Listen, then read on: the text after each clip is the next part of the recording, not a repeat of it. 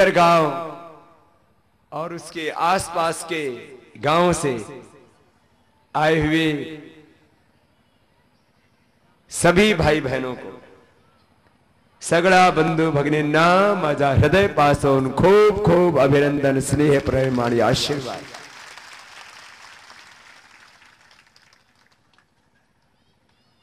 आज आपको सूत्र रूप से कुछ बातें कहनी है। दो काम एक साथ करने हैं। एक, हमें सदाचार को बढ़ाना है और दूसरा भ्रष्टाचार को मिटाना है। मन स्थिति को भी बदलना है और बाहर जो खराब परिस्थिति है उसको भी बदलना है। आत्मनिर्माण भी करना है, राष्ट्र निर्माण भी करना है, एक नए युग का निर्माण करना है।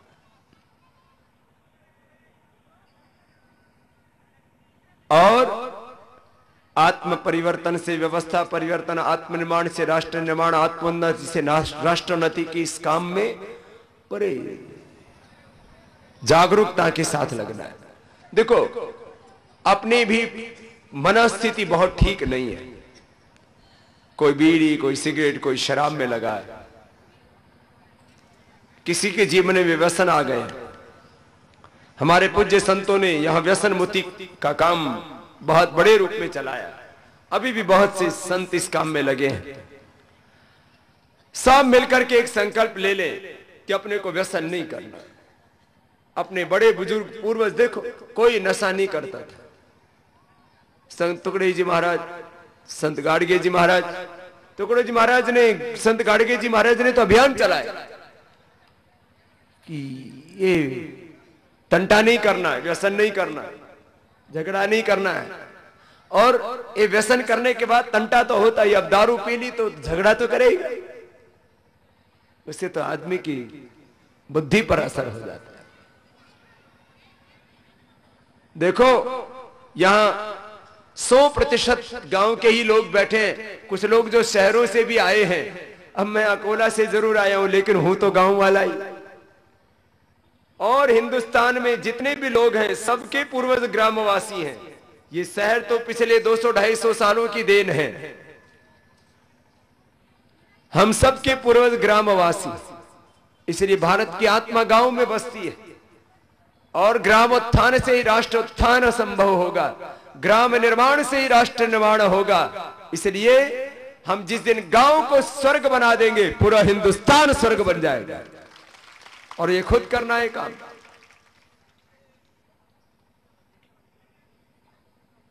गांव के 3 दुश्मन क्या है?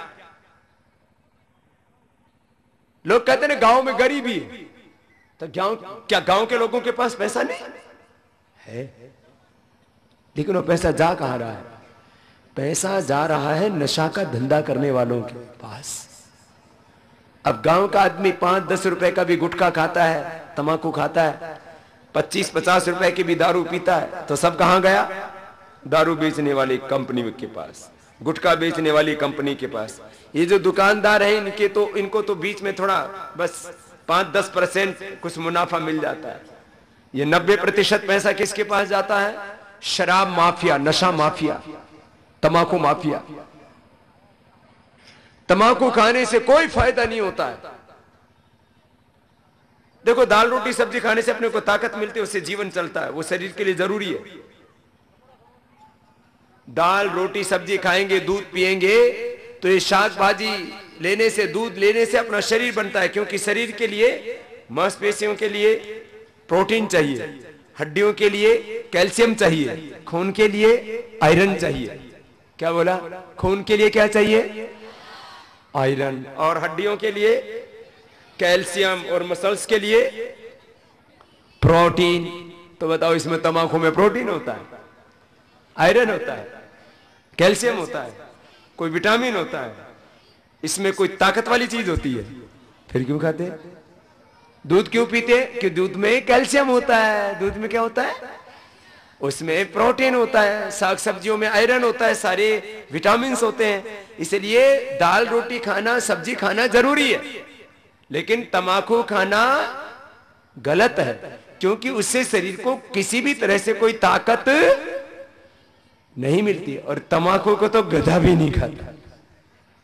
एक गधे को क्या बोलते हैं मराठी में? गाढ़ो। गाढ़ो भी नहीं खाता इसको। बाकी कोई भी फसल करते हैं तो खेत में बाढ़ करनी पड़ती है, लेकिन तम्बाकू को कोई जानवर से खतरा नहीं। क्यों? उसको आदमी खाता है। तो गांव का सबसे पहला शत्रु नशा। गांव का सबसे पहला शत्रु नशे में हर वर्ष गांव का लाखों करोड़ों रुपए जाता है। करोड़ों कैसे? एक गांव में कैंसर के 10 रोगी हो गए तो गए 1 करोड़ रुपए गांव के। शराब बेचने वाले धनवान हो रहे हैं और शराब पीने वाले निर्धन हो रहे हैं, बुरे हाल हो रहे हैं। तो शराब बेचने वाला कितना होता है? तो ये बीच में जो दुकानदार हैं तो इनको थोड़ा सा कमीशन मिलता है। शराब बेचने वाले मुश्किल से सैकड़ों लोग होंगे, 100 फैक्ट्रियां होंगी बड़ी हिंदुस्तान में। और बाकी छोटे छोटे जो देसी बनाते, कुछ हजार कुछ लाख लोगों ने करोड़ों लोगों की जिंदगी को बर्बाद कर दिया। तो गांव की दरिद्रता, गांव की निर्धनता को ठीक करना चाहते हैं तो गांव के लोग संकल्प कर लें कि हमारे गांव में शराब का प्रवेश नहीं होगा, नशे का प्रवेश नहीं होगा। सब संकल्प ले लें, छोटे बड़े। दूसरा काम, गांव की सबसे बड़ी हानि वो होती है फिर दवाइयों से। गांव का पैसा जा रहा है किसके पास? हॉस्पिटलों के पास, मेडिकल स्टोर वालों के पास, डॉक्टरों के पास। गांव के लोग बीमार होते हैं, हजारों फिर लाखों करोड़ों रुपए गांव का जाता है। तो हम योग करेंगे तो कोई रोगी, तो गांव का पैसा हॉस्पिटलों के पास, डॉक्टरों के पास, दवाई बेचने वालों के पास, दवा बनाने वालों के पास नहीं जाएगा। फिर गांव का पैसा कहां रहेगा? तो अब ये सबको संकल्प करना है, हमें गांव का पैसा नशे में बाहर नहीं जाने देना, बीमारियों में बाहर, हमें बीमार नहीं होना, नशा नहीं करना। तीसरा काम, तीसरा सबसे ज्यादा गांव का पैसा बाहर जाता है यूरिया, डीएपी, कीटनाशक। इनमें आज से 50 साल पहले ये कोई पाप नहीं होता था। अब सब खेतों को हमने जहर डाल डाल करके खराब कर दिया, और अपना धन भी ये यूरिया, डीएपी और मॉन्सेंटो आदि वो कंपनियां जो कीटनाशक आदि बनाती हैं, और वो छिड़क छिड़क करके खेत खराब कर लिए, पेट खराब कर लिए। पहले गांव में कैंसर नहीं होता था, पहले गांव के अंदर इनफर्टिलिटी नहीं होती थी, चमड़ी की बीमारी और भयंकर रोग, इनफर्टिलिटी, अपंग बच्चे पैदा होना, कैंसर के रोग होना। अब आजकल ऐसे ऐसे हर गांव के अंदर बच्चे हो गए जिनका गर्दन नहीं टिकती है, दिमाग काम नहीं करता, शरीर काम नहीं करता, ऐसे बच्चे पैदा होने लग गए। तो अब इससे भी बचना है। इसके लिए एक बहुत अच्छा उपाय बताता हूं, सुन लो, और सबको बताना है इसको। ये क्या उपाय है? ये उपाय है, एक गाय, एक भैंस, एक पशु आपके घर में है तो आप 10 से 20 एकड़ जमीन में खेती कर सकते हो। 10 एकड़ से ज्यादा तो आजकल जमीन रही नहीं है किसी के पास। चलो 10 एकड़ के हिसाब से फार्मूला बता देता हूं, सब नोट करना और इसका प्रयोग करना।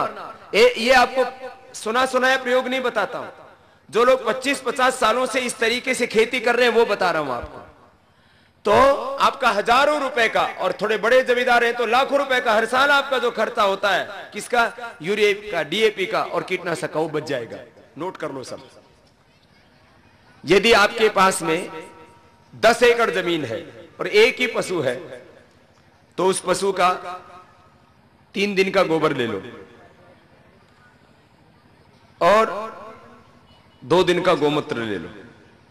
1 दिन का गोमूत्र फिर उसके लिए रख लेना कीटनाशक बनाने के लिए। 3 दिन का गोबर, 2 दिन का गोमूत्र, और इसको इकट्ठा करके रख लिया, एक ड्रम में भर लो और उसके अंदर डाल दो 2 किलो दाल का आटा। दाल होती है ना, कोई भी सबसे सस्ती दाल, 2 किलो दाल का आटा और 2 किलो गुड़, ये डाल के रख लो। 48 घंटे में खाद तैयार हो जाता है। इसमें थोड़ा पानी मिला करके और आप खेत में जैसे पानी देते हैं तो पानी के साथ डाल सकते हैं। छिड़कना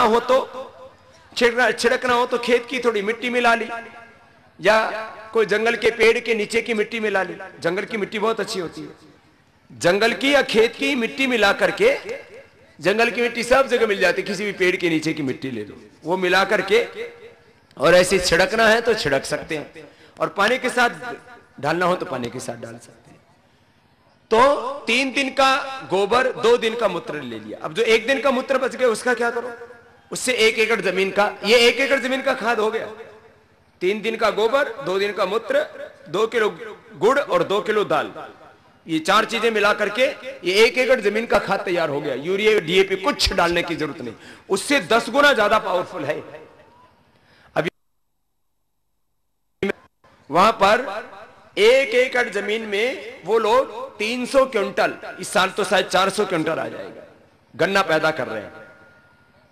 और पूरे खेत में नहीं बोते, 4 फीट का गन्ना बोया, 12 फीट खाली छोड़ दिया, उसमें साग सब्जी बो लेते हैं, धान बो लेते हैं, उसके अंदर गेहूं बो लेते हैं, और बाजरा जो भी बोना चाहे बो लेते हैं।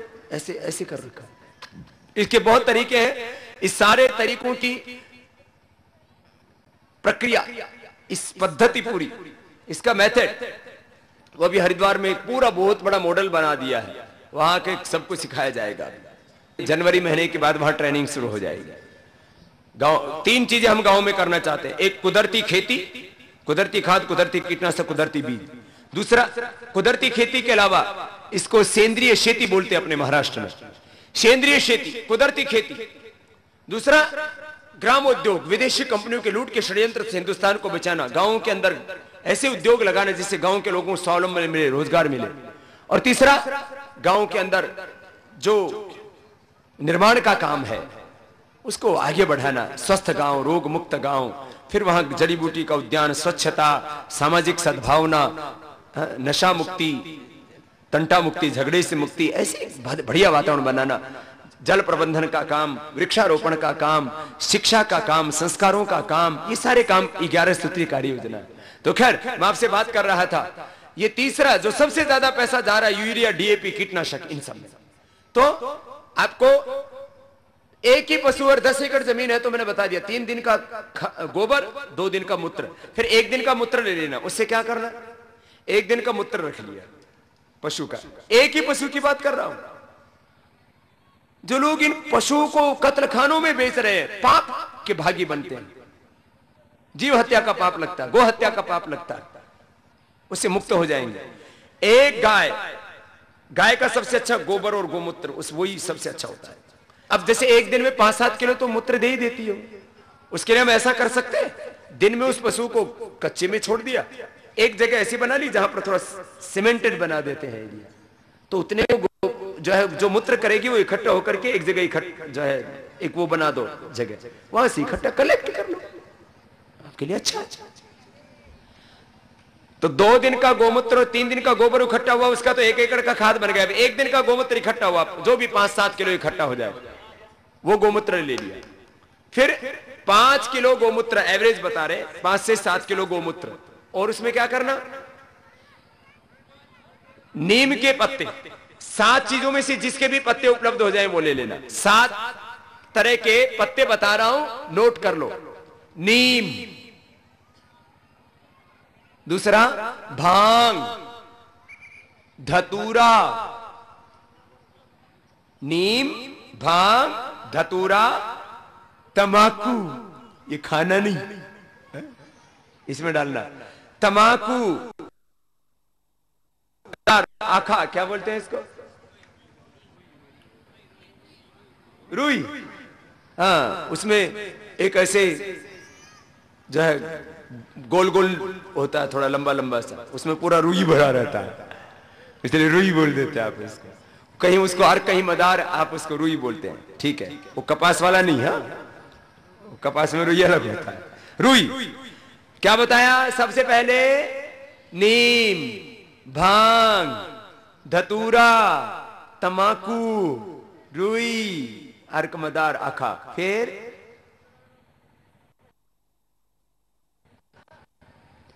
7वां एरंड। एक कोई ना कोई पत्ते तो होते हैं ना गांव में, 7 में से कोई भी 5 किलो पत्ता ले लिया, सबसे अच्छा नीम का होता है, फिर तम्बाकू, ये सभी कीटनाशक हैं। आपने देखा होगा तम्बाकू में कोई कीड़ा नहीं लगता, अनार के पत्तों में कोई कीड़ा नहीं लगता, भांग में कोई कीड़ा नहीं लगता, अरंड में कोई कीड़ा नहीं लगता, आंखें में कोई कीड़ा, रुई में कोई कीड़ा, धतूरे में कोई कीड़ा नहीं लगता। मरेगा उसको खा के, कीड़ा भी खाएगा तो मरेगा। ये कुदरत ने दिया है सब, इसलिए बोल रहा हूं कुदरती खाद, कुदरती कीटनाशक। 5 किलो पत्ता, 1 किलो लहसुन कूट लो, उसको पत्तों को कूट लो। फिर 3 किलो हरी मिर्च, तीखी वाली, ज्यादा बीज वाली होती है ना, अपने खेत में बोलो, थोड़ी सी एक क्यारी में हरी मिर्च बोलो, बाजार से लाने की जरूरत ही नहीं। 3 किलो क्या बोला, हरी मिर्ची, 1 किलो लहसुन, 5 किलो पत्ता और 5 किलो गोमूत्र। कितनी चीजें हो गई? 4। और 7 में से किसी एक के भी पत्ते ले सकते हो। अब तुम्हारे दिमाग की टेस्टिंग करता हूं। किस किस के पत्ते बताए थे? नीम, भांग, धतूरा, तम्बाकू, तम्बाकू के बाद रुई, हां, अनार, एरंड। किसानों को तो याद नहीं रहा, किसानों के बच्चों ने जरूर याद कर लिया है। दिमाग बहुत तेज है बच्चों का। इन बच्चों के लिए एक बार ताली बजाइए आप। दिमाग बहुत तेज होता है, इसको पूरा तेज ही रखना, अपने को डल नहीं होने देना। प्राणायाम करेंगे और तेज हो जाएगा। अब क्या करना, गोमूत्र में 5-7 किलो जो भी गोमूत्र, 1 दिन का गोमूत्र बताया मैंने आपको, तो गोमूत्र में सारी चीजें डाल के कूट के और उसको उबाल के रख लेना। तो ये 3 दिन का गोबर एक ड्रम में भर के रख दो, उसमें और 2 दिन का मूत्र और 1 दिन का ये, तो ये 3 दिन के अंदर 1 एकड़ जमीन का खाद और 1 एकड़ जमीन का कीटनाशक तैयार हो गया। ऐसे यदि आपके घर में एक गाय है तो एक गाय यदि 20 साल भी जिंदा रहती है और 10 एकड़ जमीन में खेती के काम आती है, 10 एकड़ जमीन का खर्चा 1 लाख रुपए का है साल का, कम से कम कीटनाशक और उसका ही खाद और कीटनाशक का 1 लाख का खर्चा है। 1 एकड़ जमीन में करीब 10,000 का खर्चा आ जाता है। आप 2 फसल लेते हैं तो यूरिया, डीएपी, कीटनाशक इसी का। तो अब गोमाता की हत्या नहीं करनी। लोग कहते हैं गो हत्या सरकार बंद नहीं करती। अरे तुम अपने गाय घर पर और बैल आ जाए उससे खेत जोतो। देखो ये जो कीट होते हैं ना, ये जो गोमूत्र और ये जो आपको बताया ना तरीका मैंने कीटनाशक खाद का, ये आपके फसल के अंदर जो जमीन के अंदर जो मित्र कीट होते हैं उनको बढ़ाता है। एक केचुआ दिन भर में इतना काम करता है, वो सारे केचुए मार दिया हमने यूरिया, डीएपी और कीटनाशक डाल के। ट्रैक्टर चला करके, ट्रैक्टर के जितना वजन होता है ना दब के मर जाते हैं। तो आपके पास में कम खेती है और आपके पास में बैल है, बैल का गोबर और मूत्र वो भी सब काम आता है खेत में। तो सामान्य जो फसलें हैं वो तो खाली गोमूत्र ही छिड़क दो, उसी से काम हो जाता है। अब इसको ना 2-3 कैटेगरी का बना सकते हैं। ये तो मैंने आपको बहुत पावरफुल बताया, 1 एकड़ के लिए बहुत के लिए लग जाए तो। फिर जैसे कोई मान लीजिए जीरा की फसल बोता है, उसमें तो खाली गोमूत्र ही छिड़क दो, तो आपको ये इतना तेज बनाने की जरूरत नहीं है। ये तो बहुत हाई पावर वाला बताया मैंने आपको कीटनाशक।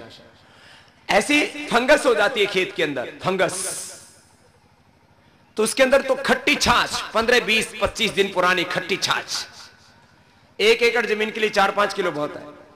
फिर एक हरा कीड़ा होता है जो फसल को खाता है, फिर भी आड़ी हो जाता है ना, हरा कीड़ा वो फसल को खाता है। तो उसमें क्या 5 किलो दूध छिड़क दो फसल के अंदर, वही चिपक के मर जाता है। हाँ, ये हो गया। ऐसे हम महंगी दवाइयां डालते रहते हैं। ऐसे ही फसलों को बहुत ज्यादा, एक 30-35 हजार रुपए का मिलता है, उसको बोलते हैं जिब्रेलिक एसिड। वो साग सब्जियां फलों में बहुत डालते हैं लोग, 30-35 हजार रुपए का एक एकड़ के लिए।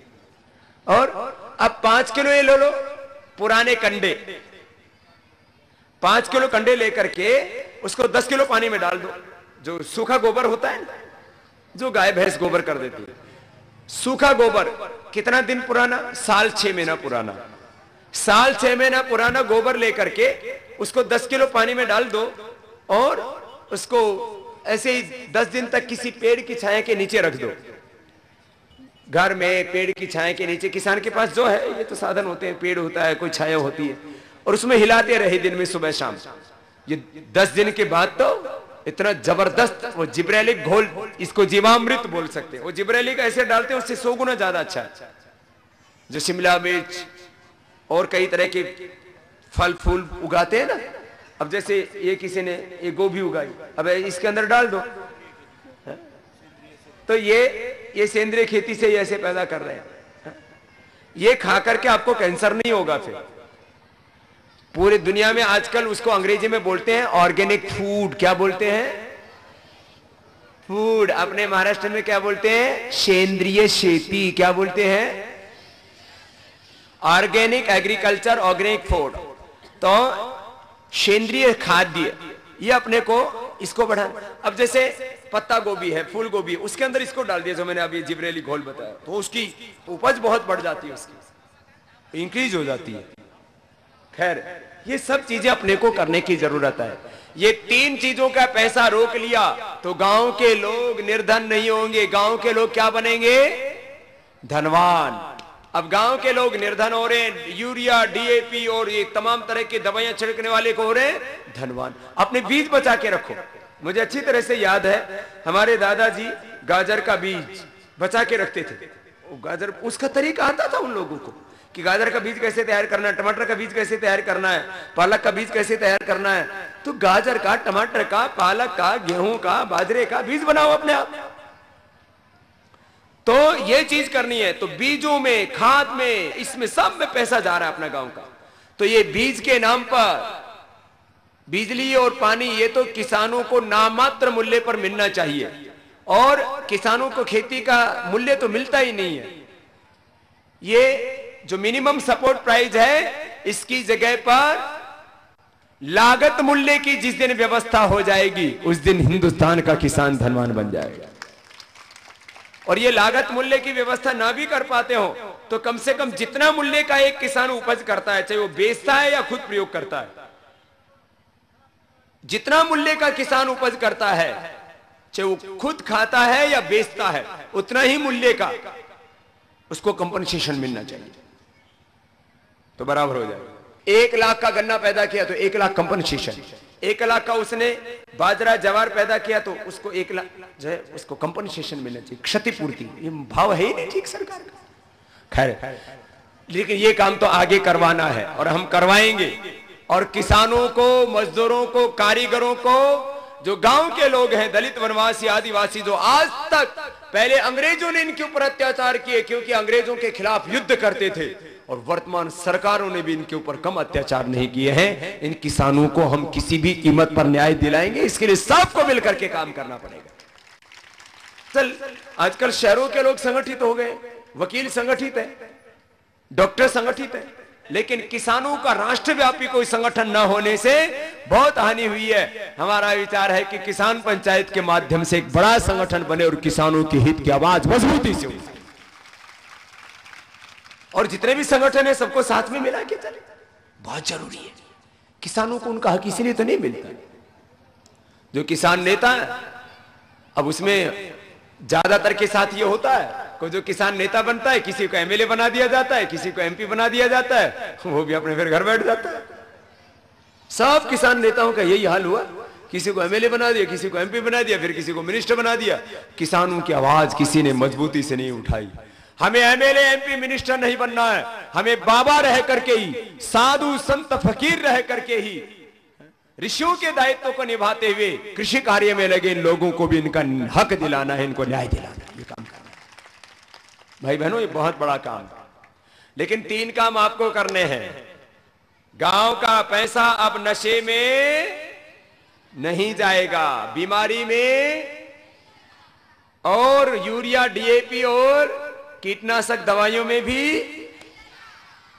तो गांव की आधी गरीबी तो इसी से ठीक हो जाएगी। आधे से ज्यादा पैसा गांव का।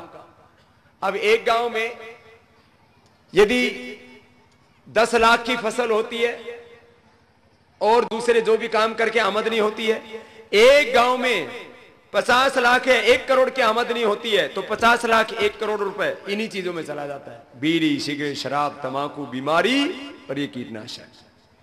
तो गांव का कुल आमदनी का आधा पैसा इन तीनों कामों में जा रहा है। इस काम को कर लीजिए, बाकी ये 400 लाख करोड़ रुपए का काला धन जिस दिन मिलेगा, उस दिन एक एक गांव को भी करीब 100 करोड़ रुपए मिलेगा और इस हिंदुस्तान में कोई गांव फिर गरीब नहीं रहेगा। इतना बड़ा मुद्दा है। ये भी काला धन तो लाना ही है, भ्रष्टाचार को मिटाना ही है, इन भ्रष्ट व्यवस्थाओं को भी बदलना है, लेकिन इसके साथ साथ जो खुद करना है वो भी तो ध्यान में रखना है ना, कि सारा काम सरकार नहीं कर देगी, कुछ काम खुद भी करना है अपने को। तो ये मैंने बात बताई गांव के बारे में।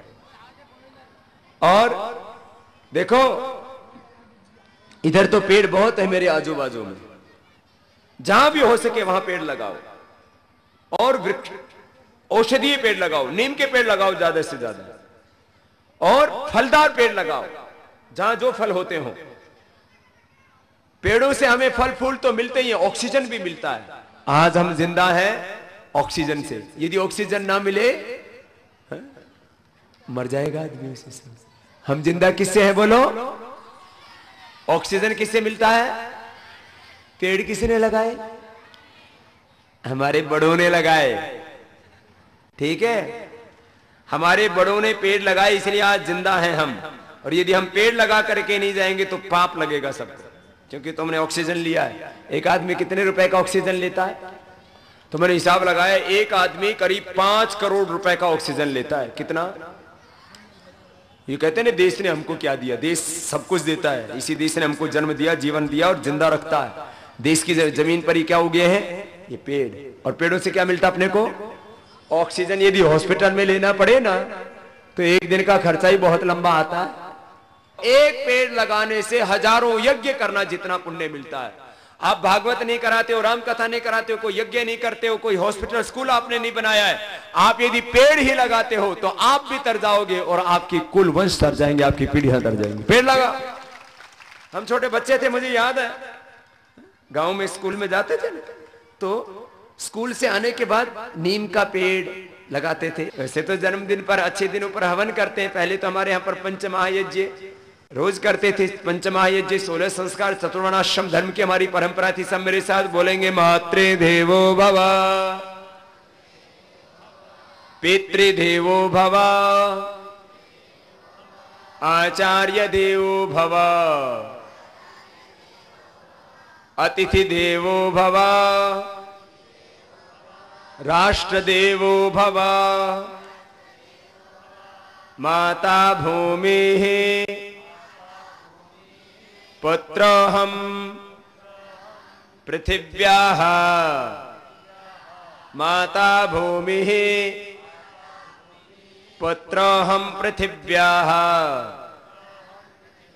हम धरती को क्या बोलते हैं? धरती माता। क्या बोलते हैं? धरती।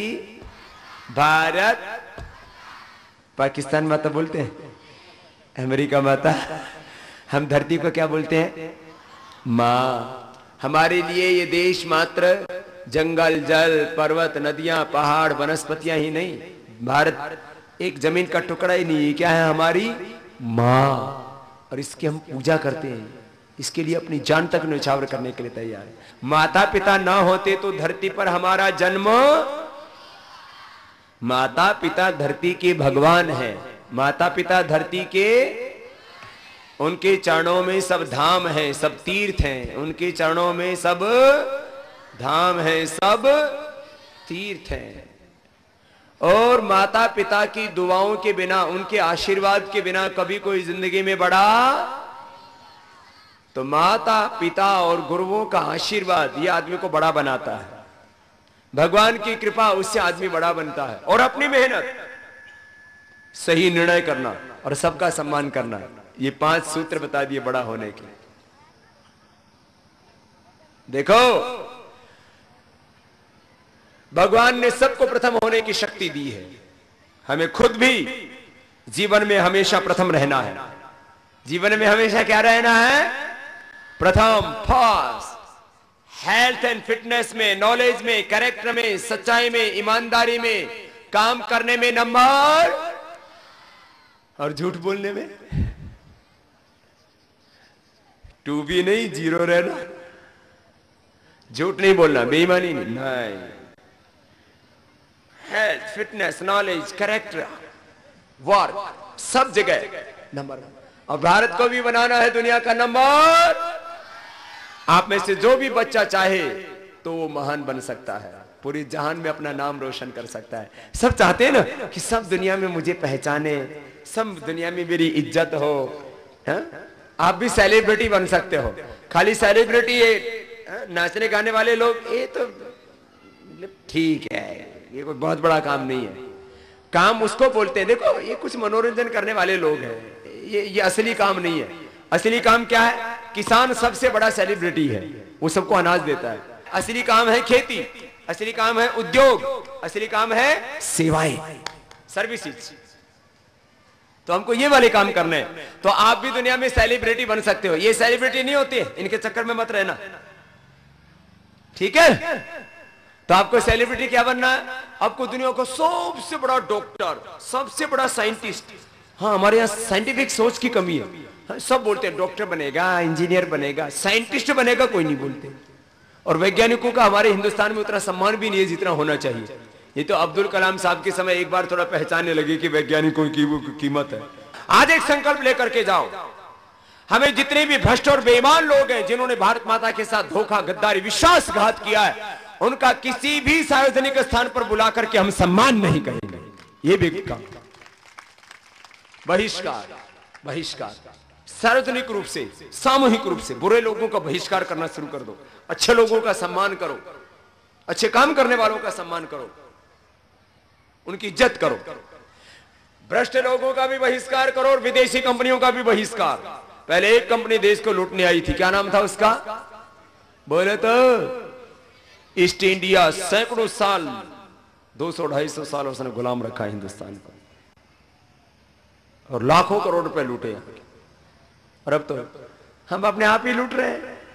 खेत तो देसी, खाद विदेशी, सिर देसी, बाल देसी, इनमें shampoo, Pantene, Dove, clinic plus, बोलो लेके आई हो ना कभी कभी।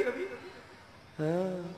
और चमड़ी देसी, साबुन लॉक्स, लाइफ बॉय, डव, और क्या कहलाते हैं। तो बहुत तरह के ये विदेशी कंपनियों के वहां ब्रांड बहुत ज्यादा आ गए हैं। तो साबुन में भी स्वदेशी, दांत देसी, कॉलगेट, पेप्सोडेंट, क्लोजअप, वो लाते हो ना, इन नहीं लाना। क्या करना? नीम की बबूल की दांतर करो, नहीं तो घर में मंजन बना लो, हल्दी, नमक, सरसों का तेल मिला के, बस ये 3 चीजें तो सबके घर में है। और बढ़िया बनाना हो तो हल्दी, नमक, फिटकड़ी का फूला बना लो, नीम के पत्ते या छाल, बबूल की छाल, त्रिफला 100 ग्राम, ये 100 ग्राम सारी चीजें, 20 ग्राम लौंग, ये इतना बढ़िया मंजन बन जाता है। घर में करो ना सब। ये विदेशी कंपनियां भी गांव को लूटती हैं, गांव का पैसा, हिंदुस्तान का पैसा सब लूट रहे। अपने तो इतना लूटते हैं, अपने को पता ही नहीं कितना लूटते हैं। लूटे जा रहे हैं, लूटे जा रहे हैं। और हमारे जैसा कोई स्वदेशी की बात करे तो इन भ्रष्ट बेईमान गद्दारों को, जो विदेशी कंपनियों के एजेंट बने बैठे हैं, हिंदुस्तान में बड़े बड़े नेता विदेशी कंपनियों के एजेंट हैं। अभी भी एफडीआई के नाम पर ये जो विदेशी दुकानें लाने का षड्यंत्र था, इसमें भी जो बेईमान लोग हैं वो उनका पैसा लाते हैं। अच्छे नेता होने चाहिए, अच्छे डॉक्टर, अच्छे इंजीनियर होने चाहिए। ऐसा डॉक्टर चाहिए जो मरीज के लिए भगवान बनकर के काम करे। वो शैतान डॉक्टर नहीं चाहिए जो मां बहन बेटियों की गर्भ में कत्ल कर देते, जो भ्रूण हत्या कर देते। ऐसा डॉक्टर नहीं चाहिए कि किडनी का दर्द हुआ और किडनी चुरा ली गई ऑपरेशन करके, बाद में सील दिया। 10 साल बाद में दोबारा गए, दर्द हुआ तो पता लगा किडनी चोरी हो गई। किडनी चोर डॉक्टर आपको नहीं, अपने को नहीं चाहिए। पुल बन रहा है, उसमें सीमेंट और सरिया की चोरी कर ली और वो रेता ठोक दिया, बनाने से, उद्घाटन से पहले पुल गिर गया। हमको सरिया चोर, सीमेंट चोर, इंजीनियर नहीं चाहिए। हमको किडनी चोर डॉक्टर नहीं चाहिए। हमको देश का धन चोरी करने वाले, देश के साथ धोखा करने वाले नेता नहीं चाहिए, करने वाले बाबा नहीं चाहिए। हमको अच्छे लोग चाहिए हिंदुस्तान के लिए। भाई बहनों, मैं आपसे बात कर रहा था, विदेशी दुकानों का भी, विदेशी सामानों का भी बहिष्कार करना, गांव में स्वदेशी का वस्तु का ही प्रयोग करें। अब स्वदेशी वस्तु विदेशी वस्तु की पहचान कैसे करें? इसके लिए हमारे सभी कार्यकर्ता आपको स्वदेशी विदेशी वस्तुओं की लिस्ट देते हैं कि कौन सी देसी वस्तु, कौन सी विदेशी। साबुन, शैम्पू, टूथपेस्ट, नमक, आटा, आइसक्रीम, सब चीजों के अंदर। और कुछ वस्तु तो प्रयोग ही नहीं करना, जैसे कोका कोला, पेप्सी, कोई पीने की चीज है क्या? जिस चीज के खाने से, पीने से आपके शरीर को ताकत ना मिलकर आपको कमजोरी मिलती है, धन बर्बाद होता है, तन बर्बाद होता है, जीवन बर्बाद होता है, वो तो प्रयोग करना ही नहीं। खैर, ये पिंजर गांव और आस पड़ोस के गांव से जो आए हुए लोग हैं, सबके लिए एक बात बता रहा हूं। हमने एक विचार किया है कि हर एक गांव के अंदर एक स्वदेशी विक्रय केंद्र होना चाहिए। हर एक गांव के अंदर क्या होना चाहिए? बोले तो स्वदेशी विक्रय केंद्र। महर्षि जो है, जितने भी हमारे ऋषि मुनि हुए, महात्मा गांधी, सभी जो देशभक्त लोग थे, उनका चिंतन था कि स्वदेशी के आधार पर ही देश आगे बढ़ सकता है। देश का पैसा देश में रहना चाहिए, विदेश में नहीं जाना चाहिए। गांव का पैसा गांव में रहना चाहिए। तो ये ग्रामोद्योग और ये सब तो आगे बढ़ाएंगे, कुदरती खेती और रोग मुक्त, नशा मुक्त गांव का काम। स्वदेशी गांव, स्वदेशी गांव, विदेशी वस्तु का प्रयोग नहीं। तो क्या करना है? स्वदेशी विक्रय केंद्र में रोजमर्रा में क्या क्या चीजें प्रयोग करते हैं? साबुन, शैम्पू, फिर हाथ धोने के, बर्तन धोने के, आजकल सब विदेशी लाने लग गए। विम बार क्या है पता नहीं, ये सब भाई बहनों सब देशी वस्तुओं का प्रयोग हो। कपड़ा धोने का साबुन, ये तो सब कितनी चीजें हैं, ऐसे करीब 50-100 चीजें हैं जो हमारी रोजमर्रा की जिंदगी में प्रयोग आती हैं। ऐसे 101 वस्तुओं का तो देसी वस्तुएं सबको मिल जाएं तो कैसा रहेगा? बोलो बोलो तो बोले बाबा ये हो जाए तो अच्छा ही है ना, हमको तो पता ही नहीं लगता ये देसी विदेशी क्या है, अपने तो ऐसे लुटते रहते हैं। आपने यदि एक कोलगेट खरीदा और यदि उसकी कीमत 50 रुपए है तो मुश्किल से 10 रुपए हिंदुस्तान में रहेगा, 40 तो देश के बाहर चला गया, तो आपने देश के साथ धोखा किया। मैं आपसे एक प्रश्न पूछता हूं, देश का पैसा देश में रहना चाहिए कि विदेश में जाना चाहिए? सब बच्चे बोल रहे हैं, ये बड़े वाले भी तो बोलो, देश का पैसा कहाँ रहना चाहिए? देश का पैसा विदेश में कैसे जाता है? एक तो विदेशी कंपनियों के व्यापार से और भ्रष्टाचार से, वही काला धन कहलाता है फिर जो बाहर चला गया। इसके बारे में भी बहुत झूठ बोलते हैं। तो एक एक गांव में स्वदेशी तंत्र खड़ा हो। महात्मा गांधी कहते थे, एक एक गांव में एक एक जिंदा शहीद, एक एक योगी योद्धा, एक संत सिपाही गांव में खड़ा हो, जो सरकार के गलत नीति और गलत निर्णयों का पूरी ताकत के साथ विरोध करे। सरकार के समानांतर एक अहिंसात्मक आक्रामक देशभक्तों की शक्ति खड़ी हो। विदेशी कंपनियों के लूट के षड्यंत्र के खिलाफ एक स्वदेशी तंत्र खड़ा हो। ये विदेशी कंपनियां क्या लेकर के आती हैं? लोग झूठ बोलते हैं कि पूंजी लाती हैं, ये पैसे लाती हैं, रोजगार को बढ़ाती हैं, ये निर्यात को बढ़ाती हैं, ये तकनीकी लेकर के आती हैं। बहुत तरह के झूठ बोले जाते हैं। कोई भी कंपनी खाली एक नाम लेकर के आती है और हम हिंदुस्तानी इतनी ज्यादा आत्मग्लानि में जीते हैं कि विदेशी नामों के पीछे हो लेते हैं। हमको हिंदुस्तानी ब्रांड चाहिए, हमको विदेशी ब्रांड नहीं चाहिए। बाकी माइंड, मनी सारा हमारा प्रयोग करते हैं, दिमाग हमारा प्रयोग करते हैं, धन हमारा प्रयोग करते हैं, दुकान हमारी प्रयोग करते हैं, जो भी पूरा का पूरा इंफ्रास्ट्रक्चर हमारा प्रयोग करते हैं। खरीदने वाले हमारे लोग होते हैं, बेचने वाले हमारे लोग होते हैं, लेकिन बेच क्या रहे? विदेशी सामान। ये सब चीजों से बचाना, ये छोटी छोटी बातें हैं लेकिन इनका बड़ा अर्थ है। तो मैं इसलिए इस बात को कह रहा हूं, इसकी बहुत बड़ी आवश्यकता है। स्वदेशी। मैं काले धन के ऊपर भी बात करता हूं। अभी सब राजनीतिक पार्टियां और नेता कहने लग गए काला धन आना चाहिए, भ्रष्टाचार मिटना चाहिए।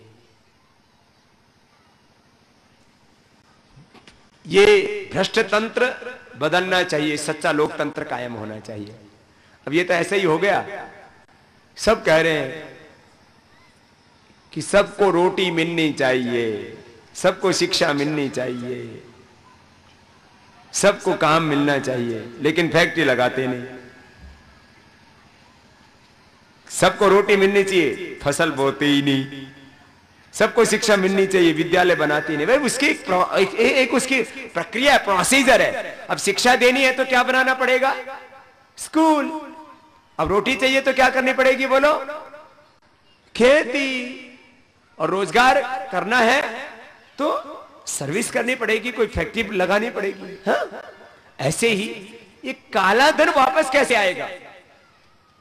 काले धन की मात्रा, उसको वापस लाने की प्रक्रिया, उसके बारे में, और वो कैसे जा रहा है, कैसे गया, इसके बारे में खूब झूठ बोल रहे हैं सब। मतलब संसद को बोला जाता है ये लोकतंत्र का मंदिर है, उस मंदिर में झूठे लोग, देशद्रोही लोग, विश्वासघाती लोग, देश के साथ धोखा करने वाले लोग घुस गए, उस लोकतंत्र के मंदिर को अपवित्र कर दिया है। अब देश के लोगों को यह संकल्प लेना है कि एक भी ऐसा व्यक्ति जो देश का गद्दार है, जिन्होंने देश के साथ धोखा और विश्वासघात किया है, उसका एक भी चरण वह लोकतंत्र के मंदिर में, संसद में नहीं पड़ना चाहिए, विधानसभाओं में नहीं जाना चाहिए, तब ये हिंदुस्तान बचेगा। हमारे देश की जीडीपी है 200 लाख करोड़ की, इसके बारे में कोई बताता ही नहीं कि अपने देश की ताकत कितनी है। बाकी तो अपने देश के अंदर भू संपदाएं हैं, पूरे अपने देश में जल, जंगल, जमीन, जड़ी बूटियां, ये सब हमारे देश की जवानी, सबका मूल्यांकन करो तो फिर तो बहुत। लेकिन कोई भी देश का मूल्यांकन किया जाता है उसकी जीडीपी के आधार पर, अर्थव्यवस्था के आधार पर। तो इस समय भारत की अर्थव्यवस्था है 200 लाख करोड़ की। कितने की है बोलो?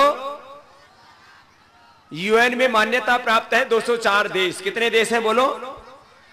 204। भारत का नंबर कौन सा है बोलो? चौथा। भारत का नंबर कितना है? भारत से पीछे कितने देश रह गए? 200। और भारत से आगे मात्र कितने देश हैं? 3। उसमें एक है अमेरिका, दूसरा है चीन और तीसरा है जापान। अच्छा, इतना बड़ा ताकतवर देश, अब इसमें काला धन कितना? फिर मैं बता रहा हूं भारत नंबर 1 कैसे बनेगा और ये वापस कैसे आएगा काला धन। सभी अर्थशास्त्रियों को अंग्रेजी में बोलते हैं इकोनॉमिस्ट, सभी इकोनॉमिस्ट कहते हैं कि भारत की अर्थव्यवस्था में अंदर ही, देश के अंदर ही काला धन बराबर का है, या 1.5 गुना है या 2 गुना है। तो यदि अर्थशास्त्रियों की माने तो 400 लाख करोड़ तो यही है, बराबर का माने तो 200 लाख करोड़ है, 1.5 गुना में माने तो 300 लाख करोड़ है। देश के अंदर ही 200-300 लाख करोड़ है। ये कहां है? यदि काला धन देश में नहीं है तो इलीगल माइनिंग कौन कर रहा है? काला धन नहीं है तो 1 करोड़ की जमीन की रजिस्ट्री 20 लाख रुपए में क्यों हो रही है? यदि काला धन नहीं है तो एजुकेशन में 10-10 हजार, 50-50 हजार रुपए और 2-2 करोड़ रुपए एमडी करने में, मेडिकल में कहां से आ रहे हैं? यदि काला धन नहीं है तो ये काला बाजारी कैसे चल रही है? जमाखोरी कैसे चल रही है? ये तो बहुत तरह का पाप इस देश में चल रहा है। काला धन नहीं है। अब चेक करके देख लो, एक दुकान के ऊपर जाओ, जो गुटखा बेच रहा है, शराब बेच रहा है, तंबाकू बेच रहा है, जा करके देखो और उससे बिल मांग लो। हमारी जो एक्चुअल जीडीपी है, हमारी जो है वास्तविक जो जीडीपी को बोलते हैं सकल घरेलू उत्पाद, ग्रॉस डोमेस्टिक प्रोडक्ट। अब real GDP, what is our real GDP? इसका साइज क्या है? 200 लाख करोड़। कितना है बोलो? और आईएमएफ और वर्ल्ड बैंक का पूरा आंकड़ा मानो तो 202 लाख करोड़। कितना? 202 लाख करोड़। और इसका आधा बाहर चला गया तो कितना गया? 100 लाख करोड़। तो 400 लाख करोड़ तो हो गया ना। तो ये 400 लाख करोड़ रुपए है, कैसे वापस आएगा? बाहर का वापस लाने के लिए हमने एक सिंपल बात बताई कि पहले तो जिन्होंने बाहर जमा किया है उनका धन नहीं है, 121 करोड़ लोगों का पैसा है और इसके ऊपर इनका अधिकार नहीं है। काले धन को सबसे पहले राष्ट्रीय संपत्ति घोषित करो। एक काम, उसका मालिकाना हक बदलो। वो उसके मालिक नहीं, वो तो लुटेरे हैं जिन्होंने जमा किया हुआ। अब इसको नहीं करती, अब इसको करवाएंगे हम। अब 2012 में फिर से आंदोलन शुरू होगा, बहुत बड़ा, पूरे हिंदुस्तान के अंदर। सुनो, दूसरा काम, सब सांसद विधायक अपना एफिडेविट दें कि उनका देश विदेश में, उनका, उनके परिवार और उनके वित्तीय संस्थानों का, फाइनेंशियल उनके जो इंस्टीट्यूशन है उनका कितना पैसा है, बाकी जो सब पैसा होगा देश का हो जाएगा। तीसरा, prevention of corruption money laundering act के प्रोविजन से। ये सब एक बात बोलते हैं, आपने देखा होगा बाहर से पैसा लाने में कानूनन दिक्कत है। अरे कानूनन दिक्कत है तो उस कानून के तहत मंगाओ ना जिससे आ सकता है। 85 देशों के साथ बताया कि हमने संधि कर ली है। क्या संधि कर ली कि 2011-12 के बाद जो पैसा जमा होगा वो वापस आ जाएगा। अभी तक जो लूट लिया उसका कोई हिसाब नहीं दोगे। करप्शन मनी लॉन्ड्रिंग को दुनिया के सभी देश अपराध मानते हैं। करप्शन मनी लॉन्ड्रिंग के तहत एक जनरल पर्पस एफआईआर दर्ज कर हिसाब मांग लो, आ जाएगा। पॉलिटिकल एक्सपोज पर्संस के तहत कार्रवाई कर लो। फिर एक और प्रोविजन है जो है बेनिफिशियल ओनरशिप का डिक्लेरेशन। ये 5 प्रोविजन है। और देश के अंदर का काला धन, बड़ा नोट खत्म कर दो, जिसके पास ईमानदारी है उसको छोटे नोट दो, तो बाकी का कैंसिल कर दो। सर आप साहब। और सिंगल ट्रांजैक्शन टैक्स कर दो, 1% टैक्स। बड़े नोटों में ही सारा घोटाला होता है। नोट में खोट है, नोट में। अच्छा, चेक से ड्राफ्ट से किसी को भी पैसा देंगे बैंक ट्रांजैक्शन, तो देने वाला और लेने वाला दोनों का पता लगेगा। और नोट किसी को भी दे दो, माने मेरे पास ये 1000 का नोट है, ऐसे बता रहा हूं, ये तो कागज है, मैंने दे दिया। हमारे पूज्य संत जी बैठे हैं, श्रद्धे लक्ष्मण मारुति जी महाराज नारखेड़ी जी, मैंने इनको दे दिया। अब आप इनको आगे दे दो, इनको दे दो। अभी पता लगा, फिर आगे दे दो आप। अब पता लगेगा किसका है ये, कहां चला गया आगे ये। अब तुम आगे दे दो किसी को भी, मुझे भी नहीं पता कहां चला गया जो मैं नहीं दिया था। क्यों? इसका कोई हिसाब किताब। तो जो ऐसे ये पैसा होता है इसका हिसाब किताब नहीं रहता, फिर ये गलत जगह जाता है, फिर उसी से इलीगल माइनिंग होती है, उसी से नशा का काम होता है, उसी से सारे पाप काम होते हैं। तो नोट नहीं होने चाहिए। छोटे लोगों के लिए 10, 20, 50 का नोट छाप दो, बाकी बड़े 500, 1000 के नोट ये तो बड़े खतरनाक है, 100 के भी जरूरत नहीं। अंत में सुबह उठ के योग करना। मैंने कहा ना, वापस अपना भी परिवर्तन करना है, व्यवस्था का भी परिवर्तन करना है, युग का परिवर्तन करना है। आत्मनिर्माण से राष्ट्र निर्माण, युग निर्माण का काम। पुनः स्थिति को भी बदलना, परिस्थिति को भी बदलना है, सदाचार को भी बढ़ाना है और भ्रष्टाचार को भी मिटाना है, खुद को भी अच्छा बनाना है। मैंने बोला था हेल्थ, फिटनेस, नॉलेज, कैरेक्टर में खुद को बनाना है नंबर, और देश को भी बनाना है नंबर। जब ये 400 लाख करोड़ रुपए मिलेगा तो भारत, जापान, चीन और अमेरिका से भी ताकतवर बन जाएगा, और हिंदुस्तान के पीछे सारा जहान चलेगा। ऐसा ताकतवर हिंदुस्तान अपने को बनाना है।